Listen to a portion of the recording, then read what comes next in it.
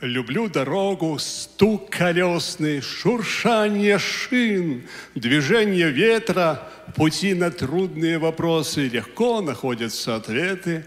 За окнами мелькают лица, дома, разъезды, повороты, проходят пестрой вереницей чужие судьбы и заботы.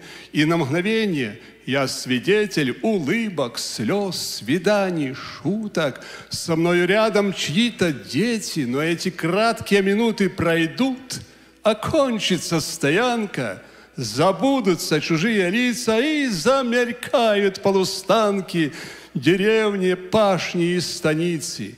И в однообразии движения я ощущаю очень ясно: дорога – жизни отражение во всех подробностях и красках. Со мною вижу чьи-то лица, моих попутчиков немногих, с одним легко разговориться, на миг забыл про цель дороги, а что-то привлекает взоры, и где-то хочется остаться, но поезд жизни очень скорый, и у него немного станций. А сколько правил и запретов я на дороге этой вижу, но все же с каждым километром я ближе к цели, ближе, ближе. Возможно, кто устал от дороги или утратил направление, хочу сказать я вам сегодня, что неизбежно продолжение, что от последнего перрона начнется новое движение, придет итог пути земного, венец и честь или посрамление.